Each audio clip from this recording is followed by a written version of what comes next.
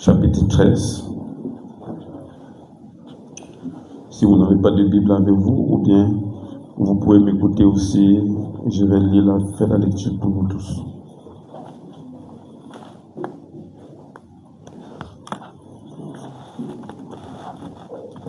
Nombre chapitre 13, je vais lire le verset 27 à 30.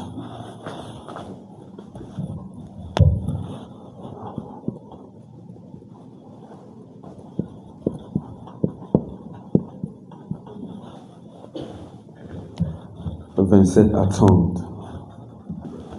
Je vais lire pour nous. Vous suivez attentivement. Voici ce qu'il racontait à Moïse.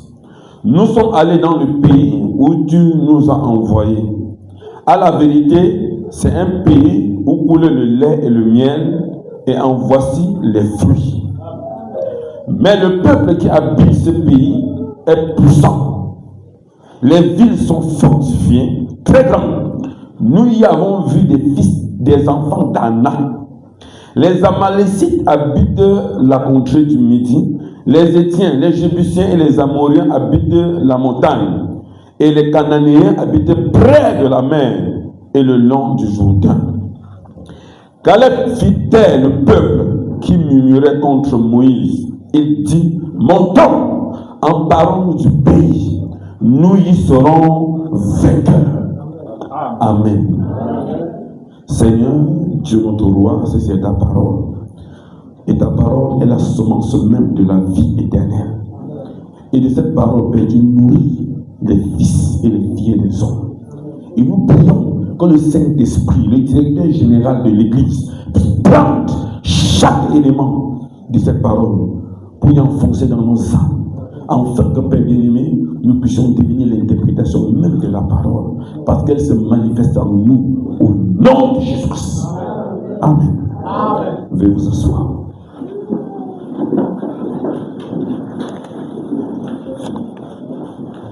Très bien. Toute la semaine, j'ai parlé sur le thème. Nous avons reçu l'ordre d'avancer dans l'unité. Amen. Vous avez apprécié ça, n'est-ce pas? C'est l'ordre de l'esprit. Nous avons reçu l'ordre d'avancer dans l'unité. Parce que nous ne pouvons jamais avoir la victoire sans être un. Quand l'Église est déchirée et divisée, c'est la gloire de Satan qui est mise à contribution. Amen. Et vraiment, je ne cesserai jamais de vous le dire, le but de notre prédication, le but de ce que vous recevez, c'est que vous demeurez ensemble. Amen. Je crois que c'est normal, n'est-ce pas? C'est ce que Somme 33 dit. C'est bon pour les frères de demeurer ensemble.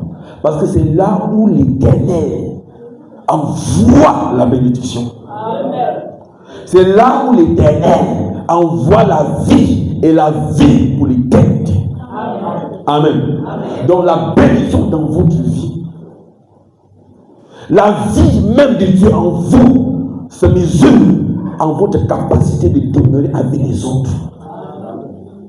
Amen. Tout ce qui se sépare, c'est la mort. Vous devez me croire sur parole, parce que c'est la parole du Seigneur. Amen. Quand vous voyez des hommes et des femmes qui ont une attitude de se retirer et de s'isoler, c'est la mort. Amen. C'est pourquoi Dieu n'aime pas ça. Je vous ai dit que la première personne à s'être excommuniée de la présence du Seigneur, c'était Caïn. Parce qu'il y a tous les gens qui sont instables dans les assemblées. Ils pensent que c'est dans telle église qu'il y aura la paix, ils pensent que c'est dans telle église qu'il y aura. Ce n'est pas comme ça. C'est parce que vous n'avez jamais rencontré Christ. Le frère maintenant dit, quand vous rencontrez Christ, Christ est un rocher inébranlable, il est stable. Il ne chancelle pas. C'est vous qui chancelez parce que vous ne connaissez pas, parce que vous n'êtes posé sur rien. Amen. Et puis, vous savez, c'est un problème de nature. La première personne à se séparer de la présence de Dieu, c'était Caïn. Amen. Et son grand frère, ou bien son petit frère de très lointain, Judas, il s'est séparé aussi de la présence du Seigneur. Amen. Mais ce n'est pas votre nature. On se comprend, n'est-ce pas? D'ailleurs, il était question pour les frères de demeurer ensemble. Si l'église est unie ensemble, l'église n'est pas unie ensemble sur la base de la fausseté. Nous ne sommes pas rassemblés autour de quelque chose qui n'est pas correct. Parce que si vous unissez sous la barre de ce qui n'est pas correct, alors là, la bénédiction de Dieu ne descendra pas. Amen. À la tour de Babel, ils étaient unis. Mais l'inspiration qui les unitait était fausse. C'est pourquoi Dieu les a confondus. Amen. Et quand l'église s'unit autour d'un ministère, amen, surtout d'une inspiration, parce que la Bible dit, là où il y aura des corps, s'assembleront des aigles. Donc les aigles doivent s'assembler là où il y a le corps. Amen. Ça c'est la véritable unité où l'onction de Dieu descend et bénit l'église. Alléluia. C'est normal, n'est-ce pas? Très bien, nous verrons là où se trouve le corps. Donc ici, je vais parler ce matin, j'ai un petit thème que je voudrais que ça attire notre attention. Une délivrance totale pour une marche parfaite. Amen. Alléluia.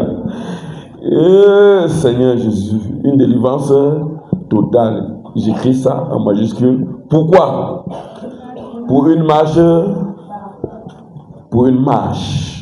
parfaite.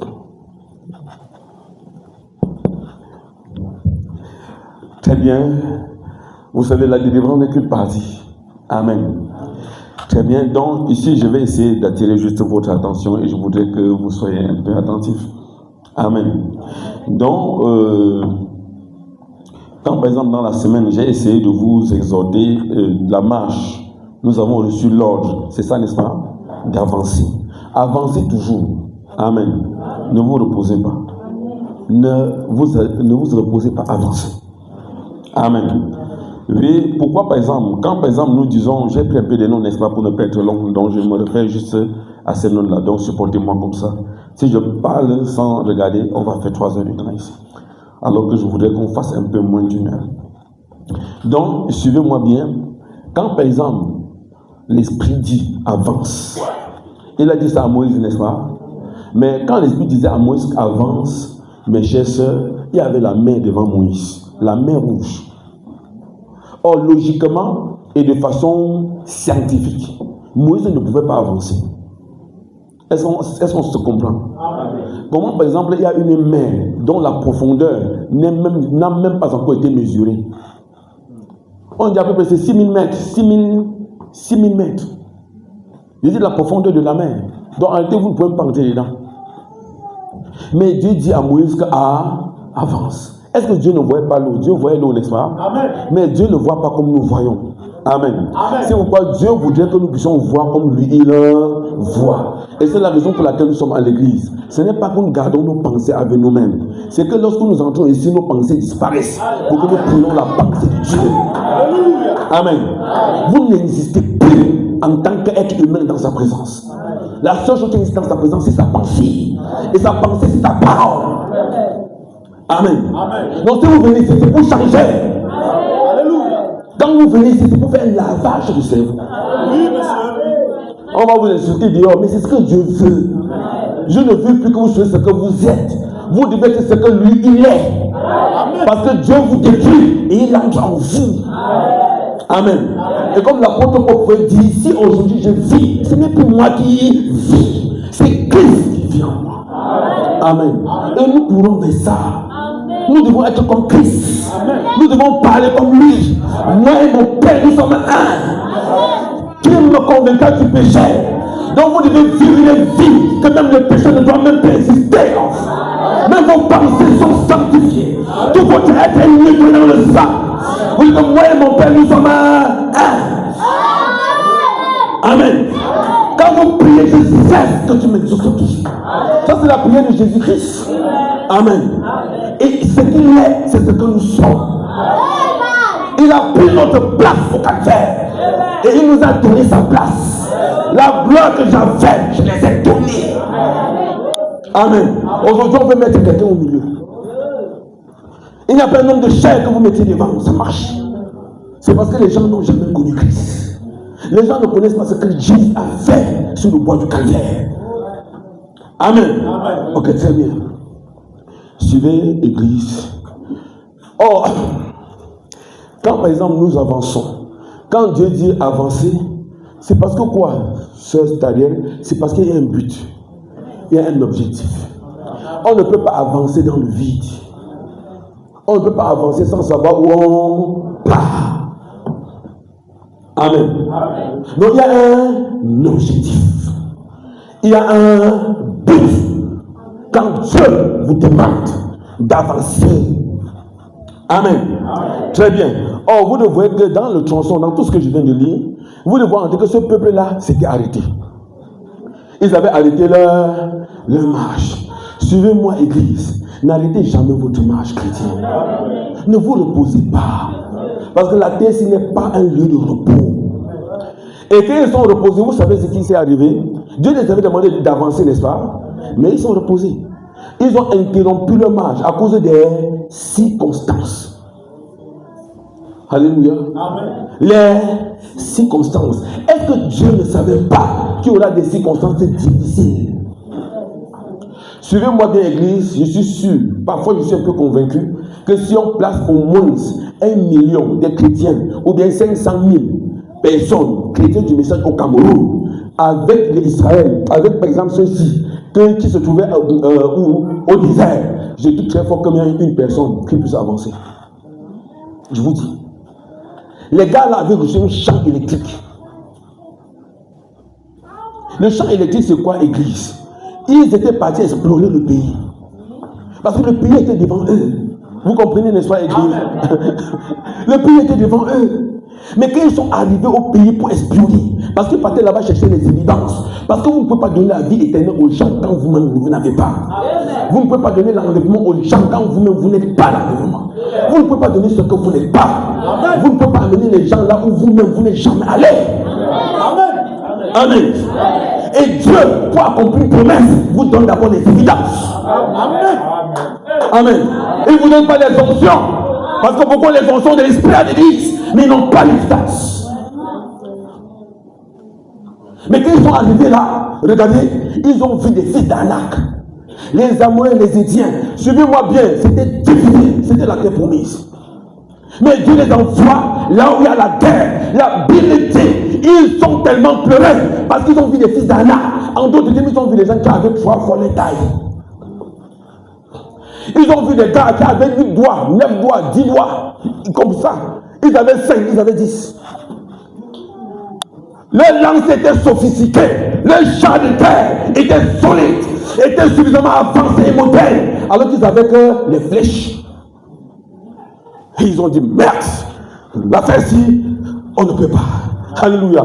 Ils ont reçu un choc dans l'esprit. La Bible dit qu'ils sont rentrés, ils ont fait pleurer le peuple du matin jusqu'au soir. Ils ont dit, c'est impossible. C'est ce que vous voyez aujourd'hui, n'est-ce pas? Nous sommes à l'âge de l'esprit. Nous sommes dans l'âge de l'épouse. Nous sommes dans le Canaan. C'est le Canaan. Suivez-moi, Église. Vous verrez tellement de choses, tellement de doctrines. Vous verrez tellement de puissances, tellement de fonctions sur la terre aujourd'hui. Suivez-moi bien, Dieu n'est jamais dedans. Et c'est là où vous verrez que beaucoup des gens du message préfèrent être des protestants du message. Parce qu'ils ne veulent pas avancer. Mais le frère Branham dit, si vous avez la justification, vous avez la justification, vous mourrez au désert. Parce que ça, c'est le faisait avancer.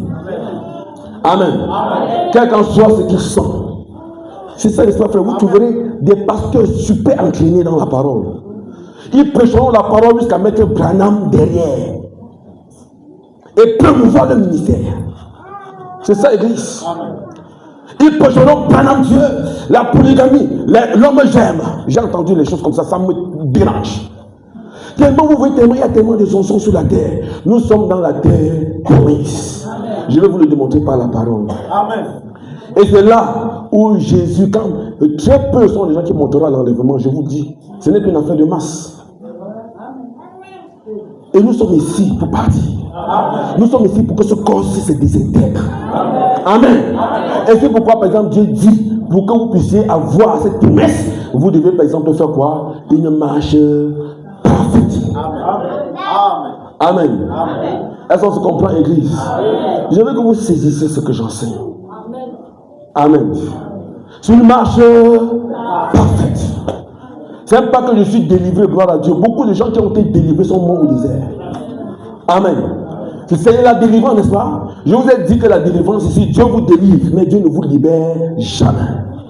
Votre liberté, c'est vous-même. Amen. Jésus ouvre la prison, mais c'est vous qui sortez. Amen. Amen. Amen. Vous devez saisir la parole de Dieu. L'apôtre Paul dit à Timothée que quoi? Saisis la vie éternelle. Amen. C'est pas que croire à la vie éternelle. Tu vas saisir parce qu'il y aura un conflit. Il y aura un combat. Il y aura la lutte. Satan va descendre là et il va brûler tout. Et suivez-moi bien. Si Dieu ne vous a pas préordonné, vous ne pouvez pas sortir de cette terre si vivante. Quelqu'un avait dit que personne ne sortira de cette terre si vivant. Faites tous les bruits que vous faites, que d'autres tuent même des autres, que d'autres mangent même les autres. Personne ne s'en sortira vivant. Mais il y a un peuple qui sortira vivant. Amen. Il y a une épouse qui sortira vivant. Il y a un peuple entre les mains du Seigneur. Alléluia. Et Dieu est en train de les utiliser. Et Dieu va les utiliser pour confondre le monde. Pour confondre les faux anciens. Pour confondre les fausses doctrines. Amen. Très bien, Église. Amen. Les circonstances. Oh, regardez bien. Dieu les avait donné quoi? Une promesse. Suivez-moi bien, mes bien-aimés frères Agnès. Qu'est-ce que c'est que la promesse? Quand Dieu vous sauve, il vous donne une promesse. Amen.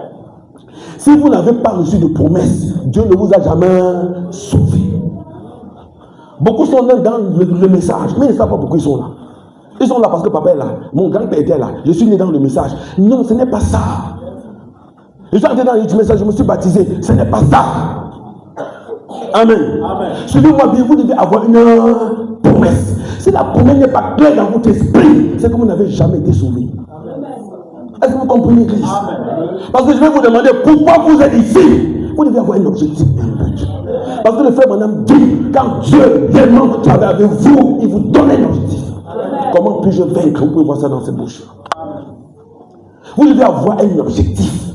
Et quand vous avez un objectif, vous devez avoir un plan. Comment je vais faire? Où vais-je? Pourquoi je suis dans cette église? Pourquoi je marche? Pourquoi je combats? Et quand vous avez un objectif, vous verrez que vous serez fort. Parce que beaucoup se fatiguent parce qu'ils ne savent pas où ils partent. Ils ne savent pas. Normalement, quand vous ne savez pas où vous partez, vous fatiguez. Que je pars même où. Amen. Mais quand tu sais que tu pars quelque part, mais si rassure-toi, tu ne peux pas te fatiguer. Parce que tu sais qu'au bout de la route, il y a un objectif. Tu vas atteindre quelque chose, un résultat. Amen. Donc, quel est votre objectif ce soir? Ou bien ce matin? Quel est l'objectif que je vise? Quel est l'objectif que j'ai reçu du Seigneur? Amen. Je ne dis pas un songe. Parce que beaucoup sont tellement familiers aux songes. Beaucoup sont tellement liés aux prophéties. Beaucoup sont liés à ceci. Je crois à ces choses-là. C'est une bonne chose. Mais quand je parle de l'objectif, c'est une révélation. La révélation n'est pas une image que j'ai vue, que j'ai fermé mes yeux, j'ai vu. La révélation, suivez-moi bien, on ne ferme pas les yeux pour avoir la révélation. La révélation, c'est quelque chose que Dieu plante dans ta conscience. Dans la révélation, c'est quelque chose qui te façonne. C'est la révélation qui transforme. La vision ne change pas. Les sons ne changent pas. Les prophéties ne changent pas. Ça ne fait que l'assemblée des sorciers à l'église. Si je vous dis que c'est ça, c'est âge ici. Amen. Mais suivez quand la révélation descend dans la vie d'un homme. Suivez-moi bien, on appelle ça en hébreu gala. C'est ça qui le transforme. C'est ça qui le façonne. C'est ça qui fait de lui une autre créature. C'est ça qui fait de lui un fils du royaume. Et le frère Branham dit, il a plongé ses pieds dans lui. Il est au pays, il ne mange plus la manne, ça ne tombe plus. Mais il mange le pied du Dieu. C'est la révélation de Christ en vous. Christ en vous. Pas espérance de la gloire. Christ en vous, la manifestation de la gloire de Dieu. Ce n'est plus l'espérance. Vous n'espérez plus. Vous espérez, mais vous êtes dans la gloire. Amen. C'est la vérité. Nous avançons, n'est-ce pas, Église? Amen. Oh, suivez, quand Dieu vous sauve, il vous donne une prophétie. Amen. Il ne dit pas les prophéties que nos frères donnent. La prophétie que Dieu vous donne, c'est la promesse. Amen. Donc Dieu vous connecte à une promesse. Et quand nous parlons de la marche parfaite, c'est quand il y a un alignement intérieur entre vous et la prophétie que Dieu vous a donnée. Amen. Donc quand vous arrivez à croire effectivement la prophétie qui vous concerne, et ayant reçu ça par révélation, alors la Bible dit, vous avez la foi parfaite. C'est Michel. Amen. La foi parfaite, c'est quoi, Église? La foi parfaite, c'est pas la foi que les gens créent. La foi parfaite, le frère Bonham dit, la foi parfaite, c'est que Jésus croyait ce qu'il était. Amen. Il savait qu'il était quoi? Il était le Fils de Dieu. Il savait qu'il était le Messie. Amen. Parce que quoi? C'est la Bible qui avait dit ça de lui. Il a identifié sa place dans la Bible et il croyait. Amen. Ce n'est pas Dieu qui lui a dit que tu es le Fils de Dieu. Il croyait la parole qui le concerne. Et toute la Bible ici vous concerne. Amen. Et quand vous arrivez à croire, à identifier la prophétie de votre nom, et que vous associez, vous connectez à ce que vous croyez, alors rassurez-vous, vous avez la foi parfaite. Amen. Alléluia. Suivez-moi, Église. Vous devez croire ces choses. Parce que nous ne sommes pas à l'ère où on va dire que les miracles sont tombés. Les miracles, c'est dit non, ça ne se passe plus comme ça. Nous sommes dans le pays. Et dans le pays, il y a un autre programme. On comprend? Quand ils étaient en Égypte, pour que Dieu puisse faire sortir l'Égypte, il a fait des quoi? Des miracles, des prodiges. C'était l'Égypte. Quand ils arrivent au désert, Dieu cesse avec des grands miracles. Il fait descendre la manne pour les nourrir. Parce qu'il veut placer sa vie en eux. Mais quand vous arrivez à Canaan, avec Josué, il n'y a plus de miracles en tant que tel. Amen. Il y a plutôt quoi? Des géants. Des soucis parce que quoi? Dieu veut être des hommes. Dieu veut entrer en vous. Dieu veut être Jésus. Ma soeur est Jésus. Mon frère est Jésus. Et suivez-moi bien. Ça ne se passe plus comme les gens pensent. C'est la vie de la parole. L'aide de l'intelligence. L'aide de la sagesse qui pénètre le Fils de l'homme. Amen. La Bible dit dans Éphésiens, il a répandu en nous toutes sortes de sagesse et d'intelligence. Amen. C'est ça un fils. C'est ça une fille de Dieu. Amen. Ce n'est plus ça. Oui, aujourd'hui, les miracles ne fonctionnent plus. Dieu fait des miracles. Tant que l'église chrétienne restera, il y aura des miracles. Amen. Il y aura des prodiges. Amen. Mais Dieu ne pointe plus l'accent sur ces choses-là. Alléluia. Ou les miracles, les gens prennent les Branham, Dieu, ils font des miracles. Il dit Branham est Dieu. Il dit je demande que Branham est Dieu. Je profite que Dieu guérit de l'hépatite. Et tu vois l'hépatite te quitte. Et dit que le cancer là, au nom de Branham, qui est aujourd'hui le Seigneur Jésus-Christ, et qui est même plus puissant que Jésus-Christ, que tu guéris et tu guéris. Amen. Amen. Nous sommes à l'âge, c'est Apocalypse 13, n'est-ce pas? Nous sommes à l'âge où les démons font des miracles à l'église. C'est ça, n'est-ce pas? Judas a démontré ça en miniature. Judas était un démon, n'est-ce pas? Amen. Il a utilisé le Saint-Esprit pour guérir les malades. Et nous sommes à cette époque-là. Nous sommes à Canaan. À Canaan, quand Josué est arrivé à Canaan, suivez-moi, c'était compliqué, hein? Et les gens qui sont arrivés là-bas étaient ballottés à tous les niveaux. Ils avaient oublié Dieu. Ils regardaient seulement les fils d'Anak qui sont grands. Ils regardaient par exemple pourquoi les problèmes, les combats, et au point même de se juger eux-mêmes. Que nous paraissons comme des sauterelles à leurs yeux. C'est vous qui dites que vous êtes des sauterelles. Dieu ne vous voit pas comme des sauterelles. Alléluia. C'est vous qui dites que vous êtes des pauvres pécheurs. Dieu ne vous voit pas comme des pauvres pécheurs. Amen. Dieu ne me voit pas comme un pécheur. Suivez-moi bien, ça n'existe pas. Dieu ne vous voit pas comme des menteurs, comme des tricheurs. Dieu ne voit pas ses enfants comme ça. Dieu voit ses enfants selon sa promesse. C'est pourquoi vous devez savoir à quoi vous regardez. Les gens là ont regardé à ce qu'ils voyaient les circonstances. Ils sont morts, Dieu les a retranchés.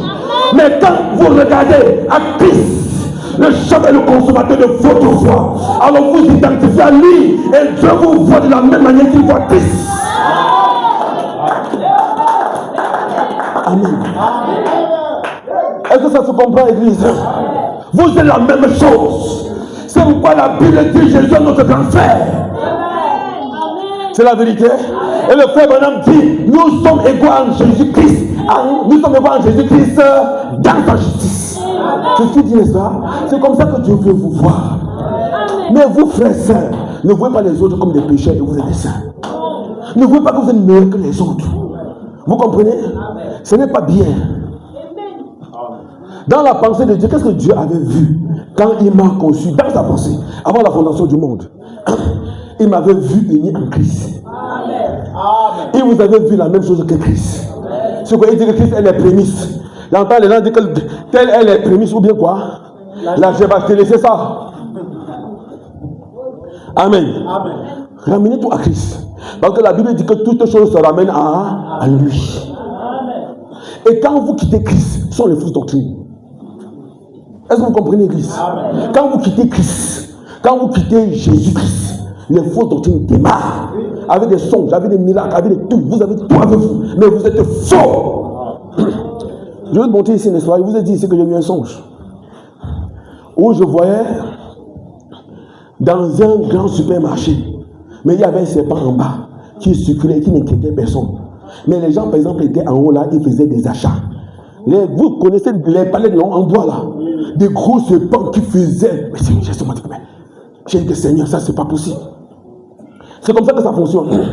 En haut, les gens présentent les doctrines. Et les doctrines qui sont réellement des fausses doctrines, ça rapporte toujours à un homme. Ça va toujours vous connecter à un homme. Je dis les doctrines qui sont fausses. Parce que ça ne voit jamais Christ. Si vous êtes planté en Christ, rassurez-vous, les choses seront différentes. Mais tous les fausses doctrines, pour la plupart, sont connectées à des hommes. Et puis, il y a des bonnes choses où des déçus. Et là, vous avez la joie, vous criez, vous avez des songes, vous avez même les miracles que vous avez. Mais en bas là, c'est faux. Nous sommes à l'âge de la pure séduction. Amen. Mais rassurez-vous, l'épouse, c'est une minorité. Très bien. C'est ça, se comprend, n'est-ce pas? Très bien. Or, quand par exemple les gars, quand par exemple Josué est arrivé dans la terre promise, il y avait quoi? Des combats. C'est un petit peu du Saint-Esprit, parce que le frère Branham dit que Canaan n'a jamais été le millénium. C'est un petit peu du Saint-Esprit. Il y avait des conflits, il y avait des combats. Amen. Et c'est là où l'église se trouve aujourd'hui. Dans le Saint-Esprit. Amen. On se comprend, n'est-ce pas, église? Mais je vais vous positionner dans une lumière. Dans la lumière qui est la lumière de la parole du Seigneur. Quand l'église se trouve dans le Saint-Esprit, alors rassurez-vous, la séduction est tellement grande. Et la séduction est présentée par des fils d'Anak, les Éviens. Il y a tellement de choses. Je vous ai dit ici vendredi, quand je vois l'épouse de Jésus-Christ, quand je le vois se tenir au carrefour, je ne sais plus ce que je vais faire. Vous avez pitié de ces enfants-là. Parce que vous tenez au carrefour du message. N'importe qui a sa part de direction. Vous vous demandez que ouais, l'enfant se va finalement faire même comment? C'est-à-dire que c'est moi ici, c'est plutôt moi. Branham est venu m'introduire. C'est-à-dire que ouais, comme tu vois là, nous avons la révélation qu'un homme va avoir même 3 femmes, 4 femmes. Et c'est Branham qui a enseigné. Il vous démontre que c'est Branham qui a enseigné. L'autre dit que non, c'est Branham Dieu. L'autre dit que non, nous on baptise en regardant l'Est ou bien l'Ouest. Ou bien il voit l'Ouest et l'Est là comment, je ne sais pas. Et vous voyez un agglomérat des choses. D'autres par exemple poussent les gens. D'autres lavent même les femmes. L'autre lance le sel. Et c'est tout ça, c'est dans le message. Suivez-moi bien, église. Nous sommes dans le Saint-Esprit. Nous sommes dans les combats. Vous êtes là où il y a tellement de choses. Vous comprenez? Et puis, par exemple, Dieu exige de vous une marche parfaite. Amen. Et regardez-moi, église, je ne vais pas être long. Les gars étaient tellement troublés. Il dit Israël était tellement troublé. Troublé parce que quoi, église? Ils sont arrivés au certain niveau, ils ne connaissaient même plus Dieu. Il dit le Dieu qui a marché avec eux, qui a fait des miracles avec eux sur le chemin. Souvent, les miracles ne vous sauvent pas. Si les miracles pouvaient sauver Israël, c'est que 2 millions là sont entrés dans la terre promise. Ils ont vu des miracles de leurs yeux, ce que vous n'avez même pas encore vu et vous ne verrez jamais. Mais ils ne sont pas entrés. Les gens disent que ce sont les miracles que l'église a besoin, laissez ça tomber. L'église a besoin de l'esprit, du Saint-Esprit. Amen. Pas les onctions pour parler en langue, crier, tomber à terre, par exemple, pour faire des miracles. L'église a besoin du véritable Saint-Esprit. Dans le Saint-Esprit qui vient à la fin du dernier jour. Du 7e jour, c'est ça, n'est-ce pas? Dans le Saint-Esprit qui vous introduit même dans l'enlèvement. Amen. Parce que le frère Branham dit, si vous recevez le Saint-Esprit aujourd'hui, le Saint-Esprit là seul va vous préparer pour l'enlèvement. Il ne fait pas de choses. Il vous prépare pour quoi? L'enlèvement. Pourquoi le Saint-Esprit a été donné? C'est écrit là-bas. Donc le Saint-Esprit ne vient pas faire, vous donner des songes et des visions, c'est bien. Mais ce n'est pas ça son but. Le Saint-Esprit ne vient pas faire vos miracles. Pour qu'on dise que c'est un grand pasteur. Il est puissant, il est puissant. Ça c'est l'orgueil de l'homme. Dieu n'est pas là pour glorifier, c'est vous glorifier l'homme. Dieu est là pour accomplir ce qu'il a dit qu'il devait donc accomplir en cette saison. Et en cette saison, il n'y a qu'une seule promesse, c'est l'enlèvement. Amen. C'est tout. Alléluia. Et c'est pourquoi, Église, dans mon cœur et dans mon âme, je veux que l'enlèvement ne soit pas pour vous une information. Je ne veux pas que l'enlèvement soit, par exemple, seulement quelque chose que vous avez lu. Parce qu'il y a une différence entre lire. Il y a une différence entre lire quelque chose et il y a une différence d'être la chose même. Amen. Est-ce qu'on se comprend, Église? Il y a une différence. Il faut que l'esprit de l'Alliance soit sur vous. La Bible nous dit dans Luc 17:30 qu'il y avait un esprit sur les gens à la fin des temps. C'est ça? L'esprit qui se trouvait sur les gens là, c'était quoi? Manger, boire, construire, bâtir, n'est-ce pas? Chercher les femmes. Aujourd'hui, ce sont les femmes qui sont à l'ordre du jour. C'est ça, n'est-ce pas? L'impureté du haut niveau. Avec votre téléphone portable, l'impureté du haut niveau. Et on est arrivé, on parle de l'enlèvement à qui? Si vous ne vous séparez pas de ça, suivez-moi bien, vous êtes aveugle à la parole. Si j'ai des problèmes comme ça, vous ne comprendrez jamais. On se comprend? Parce que l'amour de Dieu est inimitié avec le monde. Amen. On se comprend? Vous devez savoir, vous devez payer le prix. Et nous sommes dans le Saint-Esprit où le prix doit être payé parce que c'est une marche parfaite. Vous devez vous séparer du monde. Vous devez vous séparer de tout ce qui est contraire à la parole du Seigneur. Répondez Amen. Parce que quoi? Il vous faut un autre esprit. N'ayez pas l'esprit de Facebook. L'esprit des TikTok. On secoue les fesses, on secoue la poitrine et puis on captive les pécheurs qui s'assoient sur les bancs de l'église. Ils disent qu'ils sont de Branham. Non, il y a un autre esprit. Sachez qu'il y a un esprit dans le monde. C'est l'esprit de Sodome et de Gomorrhe. On se comprend? Ce n'est pas le fait d'appartenir à l'église du message. L'église du message n'existe pas. Ça n'a jamais existé. Dieu reconnaît les fils et les filles. Amen. Non, laissons les blagues, église. Nous devons nous réveiller. Et quand vous avez cette lumière en vous, vous ne changerez pas d'église. Parce que vous avez rencontré Christ. Et quand vous rencontrez Christ, vous entrez dans le repos. Vous aidez les frères, vous aidez les sœurs. Vous êtes ici parce que vous avez quelque chose inébranlable. Amen.